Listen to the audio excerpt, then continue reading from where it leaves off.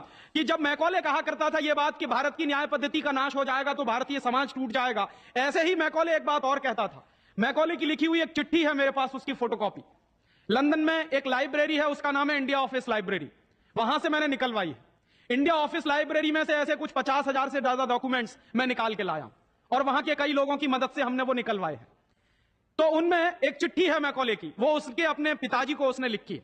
जब वो यहां ऑफिसर बन के आया है तो मैकॉले क्या लिख रहा है कि भारतीय समाज को अगर बर्बाद करना है तो भारतीय न्याय पद्धति बर्बाद करो। तो वो करने के लिए उसने आईपीसी बना दिया, सीआरपीसी बना दिया, सीपीसी बना दिया और बर्बाद हुई।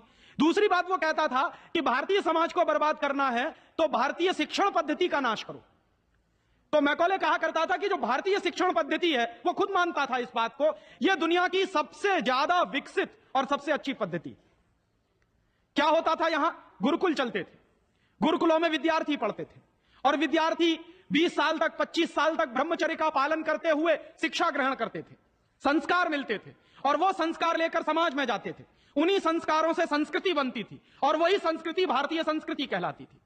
ऋषि थे, मुनि थे, बड़े बड़े ज्ञानी थे, महात्मा थे, वो गुरुकुलों को चलाया करते थे और सारे के सारे गुरुकुल जो चला करते थे उनमें वेदों का अध्ययन, पुराणों का अध्ययन, उपनिषदों का अध्ययन, जो भारतीय ज्ञान है, जो भारतीय मनीषा है, उन्हीं सबका अध्ययन संस्कृत के माध्यम से कराया जाता था। मैकॉले ने क्या किया कि गुरुकुलों का नाश अगर करना है तो उसने एक कानून बनाया। क्या कानून बनाया? संस्कृत में जितने विद्यालय इस देश में चलते थे हिंदुस्तान में अंग्रेजों के जमाने में, उन सबको उसने इल्लीगल घोषित किया, गैर कानूनी। और उसने प्रतिबंध लगा दिया कि संस्कृत भाषा के माध्यम से कोई भी गुरुकुल चलेगा उसको अंग्रेजी सरकार मान्यता नहीं देगी। तो मान्यता किसको देगी? अंग्रेजी के माध्यम से जो कॉन्वेंट स्कूल चलेंगे उनको अंग्रेजी सरकार मान्यता देगी। और उसके लिए बाकायदा उसने कानून बनाया। उस कानून का नाम है इंडियन एजुकेशन एक्ट। और यह इंडियन एजुकेशन एक्ट लागू हुआ 1858 में, आज से लगभग 140 साल पहले। तो 140 साल पहले जो कानून लागू हुआ था अंग्रेजों के जमाने में, वही कानून आज भी चल रहा है।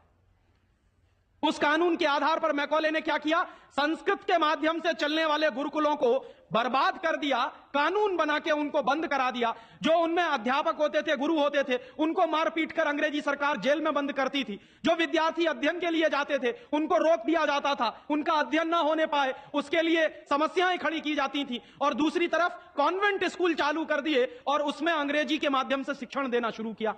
एक दिन उसने अपने बाप को चिट्ठी लिखी और इस चिट्ठी में उसने ये लिखा कि मैंने हिंदुस्तान में एक ऐसी शिक्षण पद्धति पैदा कर दी है जिसमें अगर हिंदुस्तानी विद्यार्थी पढ़ेंगे तो पढ़कर निकलने के बाद वो शरीर से हिंदुस्तानी होंगे, दिमाग से सब अंग्रेज हो जाएंगे। वो देख रहे हैं, अभी देख रहे हैं। तो शरीर से हिंदुस्तानी और दिमाग से अंग्रेज। तो मैकॉले दूसरी बात लिख रहा है उस चिट्ठी में कि जब वो शरीर से हिंदुस्तानी और दिमाग से अंग्रेज हो जाएंगे तो अंग्रेजों के हिसाब से सारे काम करेंगे। और वो विद्यार्थी जब कॉन्वेंट स्कूल में से निकलेंगे तो सबसे ज्यादा गालियां भारतीय संस्कृति को देंगे, सबसे ज्यादा गालियां अपने मां बाप को देंगे। कैसे? मॉम और डैड कह के। डैड माने होता है मरा हुआ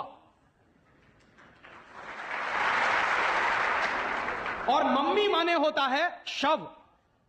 इजिप्ट में आप जाइए, मिस्र एक देश है, वहां पे मम्मीज कहा जाता है किसको? मरे हुए आदमी के शव को। तो हमारी मां हो गई मम्मी, मम्मी, और पिताजी हो गए डैड। आया कहां से ये? मैकॉले ने डाल दिया हमारे दिमाग में। और मैं ये कहता हूं कि मैकॉले तो मर गया, उसका बाप भी मर गया, सब मर गए, भगवान उनकी आत्मा को शांति दे, लेकिन उसकी जो आत्मा है वो हम सब में प्रवेश कर गई है। और कैसे प्रवेश कर गई है?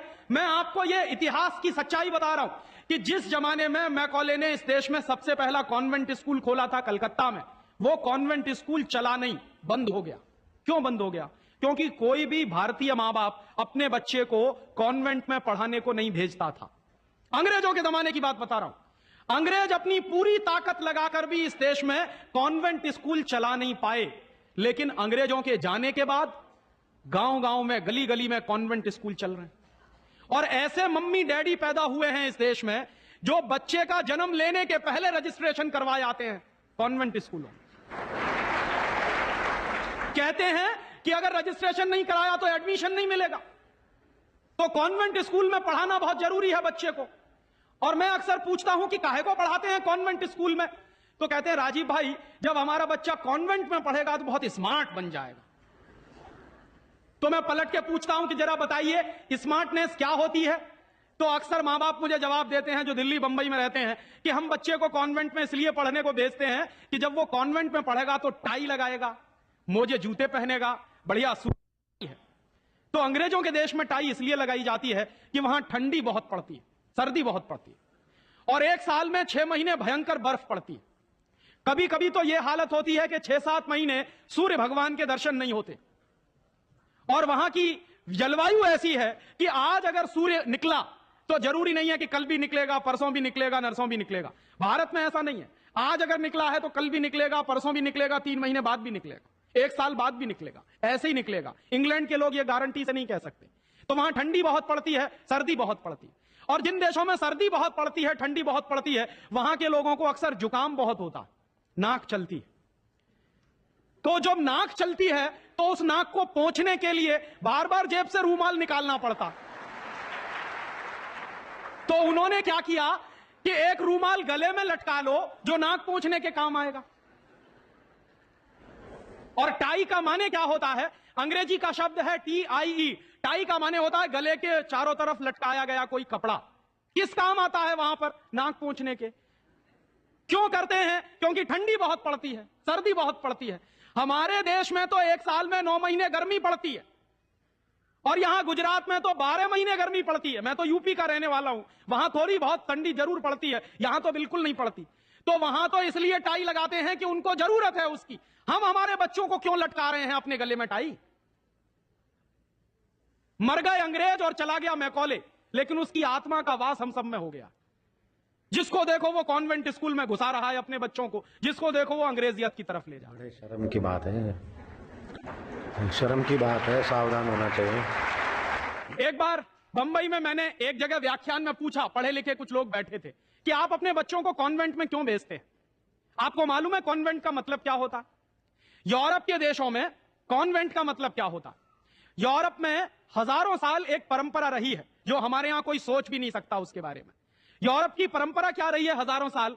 वहां बच्चे लावारिस छोड़े जाते हैं।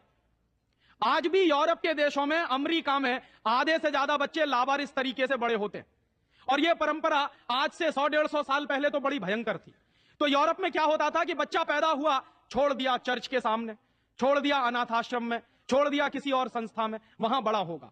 तो जो लावारिस बच्चे वहां पैदा होते हैं, उन लावारिस बच्चों की पढ़ाई लिखाई, उनकी व्यवस्था करने का काम जिस जगह पर किया जाता है उसको कहते हैं कॉन्वेंट। हाँ बड़ो, तुम्हारे तो कॉन्वेंट में जा रहे हैं।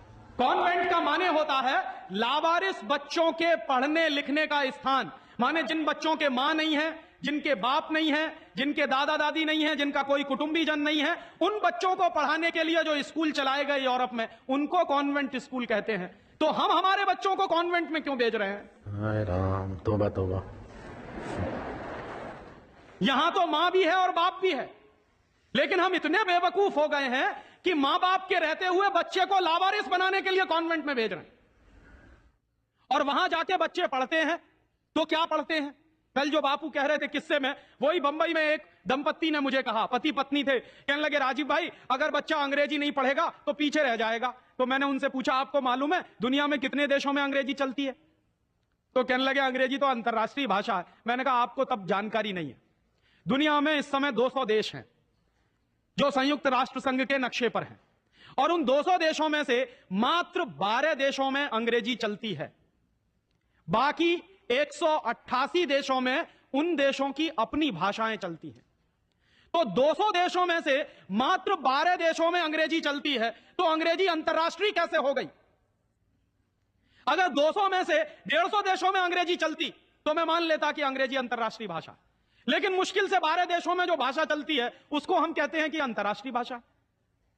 और दूसरी बात, उसी दंपत्ति ने कहा कि राजीव भाई अंग्रेजी बहुत समृद्ध भाषा है, बहुत रिच लैंग्वेज है। जो शब्द उन्होंने इस्तेमाल किया, रिच लैंग्वेज माने समृद्ध भाषा। तो मैंने उनसे कहा कि दुनिया में अंग्रेजी से ज्यादा रद्दी दूसरी कोई भाषा नहीं है। क्यों? उसका कारण है, उसका कारण है, जानते हैं क्या है? अंग्रेजी में चाचा, मामा, ताऊ, मौसा, फूफा सब अंकल, और काकी, ताई, मौसी और सब आंटी। अब आप मुझे जरा यह बताइए कि मौसा में और फूफा में फर्क होता है कि नहीं होता? क्या आप फूफा को मामा बना सकते हैं? या यह बताइए कि मौसी में और काकी में फर्क होता है कि नहीं होता? क्या मौसी काकी हो सकती है? दुनिया की जिस भाषा में रिश्तों को कहने के शब्द ना हो, वो सबसे रद्दी भाषा है। बिल्कुल ठीक। हमारे यहां हिंदुस्तान में जितनी भाषाएं चलती हैं, हर भाषा में परिवार के रिश्तों को कहने के लिए विशेष शब्द हैं। वहां नहीं है। वहां क्या है? सब इन लॉज हैं, चाहे वो लड़की वाले हों चाहे लड़के वाले हों। पता ही नहीं चलता कि ये लड़के वाले इन लॉज हैं कि लड़की वाले इन लॉज। या तो सब अंकल हैं या तो सब आंटी हैं। क्यों है ऐसा? क्योंकि अंग्रेजी भाषा में रिश्तों को कहने के लिए शब्द नहीं है। कारण क्या है? अंग्रेजी भाषा में शब्दों की बहुत कमी है। और अंग्रेजी भाषा में शब्दों की कितनी कमी है? अगर मूल रूप से देखा जाए तो अंग्रेजी भाषा में मात्र 2600 शब्द हैं कुल मिला के। और दुनिया की तमाम भाषाओं से जो उधार लिया है अंग्रेजों ने, फ्रेंच भाषा में से लिए हैं, जर्मन में से लिए हैं, इटालियन में से लिए हैं, लैटिन में से लिए हैं, तो तमाम भाषाओं से जो उधार लिए हुए शब्द हैं वो मिला दिए जाएं तो कुल मिला के बैठते हैं 12,000। अंग्रेजी के मूल शब्द हैं 2600 और बाकी के शब्दों को मिला दें तो कुल बैठते हैं 12,000। अब आप हिसाब लगाइए, अंग्रेजी में कुल मिला के 12,000 शब्द हैं। गुजराती में आपको मालूम है कितने शब्द हैं? गुजराती भाषा में 40,000 से ज्यादा शब्द हैं। अब आप मुझे यह बताइए कि अंग्रेजी बड़ी हुई कि गुजराती? तो काहे को नहीं पढ़ाते अपने बच्चों को गुजराती में? और एक दूसरा उदाहरण दूं कि अंग्रेजी में कुल मिला के 12,000 शब्द हैं और मराठी भाषा है हमारे देश की, उसमें इस समय 48,000 शब्द हैं। अंग्रेजी से 4 गुनी बड़ी है मराठी। और हिंदी का हिसाब लगाऊं तो अंग्रेजी में इस समय 12,000 शब्द हैं, हिंदी में इस समय करीब 72,000 शब्द हैं। और हिंदी से एक कदम आगे चलिए, संस्कृत। तो अंग्रेजी में कुल मिला के 12,000 शब्द हैं, संस्कृत में कुल मिला के 1.5 लाख शब्द हैं। और संस्कृत से एक सीढ़ी और ऊपर चढ़िए, प्राकृत, जिसको हम सब भूल गए। प्राकृत को अगर ध्यान में रखें तो प्राकृत में 2.5 से 3 लाख शब्द हैं। दुनिया की सबसे बड़ी भाषा हमारे पास है, लेकिन हम बेवकूफों को मालूम नहीं है कि हमारे पास क्या है। हम पढ़े लिखे इडियट हैं, अंग्रेजी में कहें तो भाग रहे हैं एक ऐसी भाषा के पीछे जिसमें मात्र 12,000 शब्द हैं और अपनी भाषाएं छोड़ते चले जा रहे हैं। और यह जो भाषा की गुलामी होती है, यह बहुत खतरनाक होती है। जो आदमी अपनी भाषा बदल सकता है वो किसी दिन अपनी मां भी बदल सकता। और यह मैं बहुत गंभीर बात कह रहा हूं। आपको कुछ दिन के बाद इस देश में कॉन्वेंट्स में से पढ़कर निकले हुए बच्चे ये कहते मिलेंगे कि वो कहते हैं ना, कॉन्वेंट के बच्चे, उनको तो हर चीज इंपोर्टेड चाहिए। Imported car, imported pen, imported pencil, imported television, imported refrigerator. अभी कुछ दिन के बाद कहेंगे कि अब हमको इंपोर्टेड मम्मी पापा भी चाहिए, क्योंकि आपकी शक्ल उनको अच्छी नहीं लगने वाली। वो तो जो भाषा पढ़ रहे हैं उसके संस्कार ले रहे हैं। तो अंग्रेजी पढ़ रहे हैं तो अंग्रेजी के संस्कार ले रहे हैं, और अंग्रेजी के संस्कार तो अंग्रेजियत के संस्कार है। और अंग्रेजियत के संस्कार में तो मां और बाप की इज्जत करने की बात उनको कभी सिखाई नहीं गई है। वो तो आपको अभी 2 कौड़ी का मान के फेंक देने वाले। और दुर्भाग्य से यही होता है। कॉन्वेंट स्कूल से निकले हुए बच्चे जितनी गाली अपनी मातृभाषा को देते हैं, अपनी संस्कृति को देते हैं, अपने परिवार को देते हैं, उतनी शायद कोई नहीं देता। तो मैकॉले जो कहा करता था वो बात आज हमको दिखाई देती है कि कॉन्वेंट में पढ़कर निकलेंगे बच्चे तो ये शरीर से हिंदुस्तानी होंगे, दिमाग से अंग्रेज होंगे। और इसी के संबंध में एक आखिरी बात उसने और कही थी कि ये जो भाषा की गुलामी होती है, ये आदमी के स्वतंत्र चिंतन को रोक देती है। अगर आपको मौलिक चिंतन करना है, अगर आपको स्वस्थ चिंतन करना है और ऐसा चिंतन करना है जिसमें से कुछ नई रचना हो, तो वो आप अपनी मातृभाषा में ही कर सकते हैं। दुनिया में मातृभाषा में पढ़कर बड़े बड़े वैज्ञानिक पैदा हुए हैं, हम लोग अक्सर मैं लोगों को कहता हूं कि जो लोग कॉन्वेंट के पीछे पागल हैं, उनको मैं अभी ताजा ताजा उदाहरण देता हूं। हिंदुस्तान में एक वैज्ञानिक है, उसका नाम है डॉक्टर एपीजे कलाम। डॉक्टर एपीजे कलाम को इस साल भारत रत्न मिला है और डॉक्टर एपीजे कलाम हिंदुस्तान के जिंदा रहने वाले वैज्ञानिकों में इस समय सबसे ऊपर के व्यक्ति हैं। आपको मालूम है, डॉक्टर कलाम की पूरी शिक्षा तमिल में हुई है, अंग्रेजी उन्होंने पढ़ी नहीं है। बहुत वर्षों के बाद उन्होंने थोड़ी अंग्रेजी पढ़ी है काम चलाने के लिए। बचपन से उनकी पूरी शिक्षा उनकी मातृभाषा में हुई है। वो तमिल अच्छी जानते हैं, मलयालम अच्छी जानते हैं और हिंदुस्तान में आज वो सबसे ऊंची श्रेणी के वैज्ञानिक हैं जिनको भारत रत्न मिला। दुनिया के ऐसे तमाम वैज्ञानिकों के मैं उदाहरण दे सकता हूं। आइंस्टाइन, अल्बर्ट आइंस्टाइन सारा का सारा काम अपनी मातृभाषा में करता था, जर्मन में, और इसलिए इतना बड़ा बना। फ्रांस में एक वैज्ञानिक था मैक्स प्लैंक, जिसकी थ्योरीज हमारे जैसे इंजीनियर्स को पढ़ाई जाती थी जब हम पढ़ते थे। मैक्स प्लैंक की पूरी शिक्षा फ्रेंच भाषा में हुई थी। तो हम लोग जो अपने मन में गलतफहमी पाल कर बैठे हैं कि हमारे बच्चे अगर अंग्रेजी में नहीं पढ़ेंगे तो उनका विकास नहीं होगा, मैं आपको इसके उल्टी बात कह रहा हूं कि अगर आपके बच्चे अंग्रेजी में पढ़े तब उनका विकास नहीं होने वाला, वो गधे बन जाएंगे, विनाश होगा। हम लोग क्या कर रहे हैं, अपने बच्चों को कॉन्वेंट में भेज भेज कर गधा बना रहे हैं। गधा जानते हैं क्या होता है? गधे के ऊपर बोझा लादते चले जाइए, लादते चले जाइए, लादते चले जाइए, बेचारा चुपचाप चलता चला जाता है, चलता चला जाता है। आजकल बच्चों के कंधे पर जो बस्ते हमने लाद दिए हैं, जरा उनका वजन तो कर लीजिए। जो बच्चे का वजन है उससे ज्यादा बस्ते का वजन है। अभी से आप अपने बच्चे को स्पॉन्डिलाइटिस का मरीज बना रहे हैं। जितना वजन उसका कंधा ढो नहीं सकता, उससे ज्यादा वजन उसके कंधे पे लटका हुआ, और बेचारा वो बस्ता लेके जाता है, लौट के आता है। जब लौट के आता है तो घंटों घंटों का होमवर्क उसको दे दिया जाता है। आप क्या करते हैं, अपनी मगजमारी कम करने के लिए उसका एक ट्यूटर रख देते हैं। ट्यूटर क्या करता है कि स्कूल का होमवर्क मिला, ट्यूटर ने अपना होमवर्क दे दिया। बच्चे का खेलना कूदना बंद, और बच्चा अगर खेलेगा नहीं, कूदेगा नहीं, तो उसका विकास कैसे होने वाला? तो या तो आपने फंसा दिया बेचारा होमवर्क। मैं अच्छे अच्छे घरों में जाता हूं, सबके बच्चे क्या कर रहे हैं, होमवर्क कर रहे हैं, सवेरे से शाम तक होमवर्क चल रहा है, कभी खत्म होने में ही नहीं आता। भला हो ऐसे स्कूलों का। और उस होमवर्क में से बना क्या रहे हैं और वो होमवर्क कर क्या रहे हैं? मैं आपको मेरी आप बीती सुनाता हूं, किसी दूसरे की नहीं। मैं भी बचपन में अंग्रेजी में मैं पढ़ा, और मैं सबसे ज्यादा गालियां मेरे मां बाप को देता हूं। इसके लिए मेरे पिताजी ने, वो एक बड़े ऑफिसर हैं, ये करने के लिए कि बेटा अंग्रेजी में पढ़ना चाहिए तो बड़ा बनेगा, तो मुझको भी पढ़ा दिया। अब अंग्रेजी माध्यम की जो पढ़ाई है, अंग्रेजियत की जो पढ़ाई है, वो क्या है? मैं आपको एक सॉलिड एग्जांपल दूं। मुझको गणित पढ़ाया जाता था। गणित में क्या पढ़ाते थे, एक फॉर्मूला था जो मुझको रटवाते थे क्लास 9th में जब मैं पढ़ता था। क्या फॉर्मूला था? x + y whole square is equal to x² + 2xy + y², x - y whole square is equal to x² - 2xy + y²। और अक्सर इसमें गड़बड़ी होती थी, प्लस का माइनस होता था, माइनस का प्लस होता था।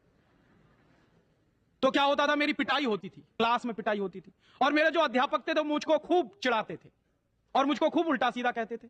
एक दिन मैंने ये तय किया कि सब छोड़ छाड़ के ये 2 फॉर्मूले रटूंगा। तो रटने के लिए मैं बैठ गया, सब काम एक बाजू में। अब ये x + y और x - y में मैं घुस गया। लिख लिख के मैंने किलो किलो कॉपियां बर्बाद कर दी, किलो किलो कागज बर्बाद कर दिया, पता नहीं कितने बॉल पेन बर्बाद हुए होंगे। और 3-4 महीने की उस भयंकर मेहनत के बाद मुझको कुछ फॉर्मूले याद हो गए। अब वो फॉर्मूले मैं सीख के आया। दुर्भाग्य से मैं बताऊं कि 3-4 महीने के सैकड़ों घंटे बर्बाद करके, अपना खून सुखा के, मार खा के, बेइज्जती बर्दाश्त करके मैंने जो फॉर्मूले पढ़े, वो मेरे जीवन में आज तक कभी काम में नहीं आए। और दूसरे बाजू में मेरी मां ने, जो बहुत पढ़ी लिखी नहीं है, मुझको एक फॉर्मूला सिखाया। क्या सिखाया? एक पहाड़ा सिखाया। आधा, सवाया, 1.5 गुना, 2.5 गुना, 3 गुना, 3.5 गुना, ये मुझे सिखाया। और वो मेरे जीवन में रोज काम आता है। लेकिन कहा क्या जाता है कि मेरी मां तो पढ़ी लिखी नहीं है, पीएचडी नहीं किया उसने। तो जो बिना पीएचडी होल्डर है, जिसने कुछ पढ़ा लिखा नहीं है, आज की भाषा में, उसने मुझे ऐसी चीज सिखाई जो जीवन में रोज काम आती है। और जो बड़े बड़े पीएचडी होल्डर प्रोफेसर्स ने मुझे सिखाया, वो जीवन में कभी काम नहीं आया। और आप अपने बच्चों को यही पढ़ा रहे हैं। कॉन्वेंट स्कूल के जितने क्यूरिकुलम हैं और उसमें बच्चे जो कुछ पढ़ रहे हैं, उसमें से 95% बेकार जाने वाला है। उस 95% का उनके जीवन में कभी कोई इस्तेमाल होने वाला नहीं। ये आप कहिए तो मैं जहां कहिए वहां लिख कर दे दूं, क्योंकि मैं भुगत चुका हूं इस बात को। और वो जो 95% आप पढ़ा रहे हैं, आपके बच्चे के अगर काम नहीं आने वाला है, तो उसके लिए आप लाखों रुपए बर्बाद कर रहे हैं, करोड़ों घंटे बर्बाद कर रहे हैं। उस बच्चे का मन मस्तिष्क आपने दबा दिया है होमवर्क के नीचे, झूठी शान और प्रतिष्ठा में। आप अपने बच्चों को गधा नहीं बना रहे हैं तो क्या बना रहे हैं?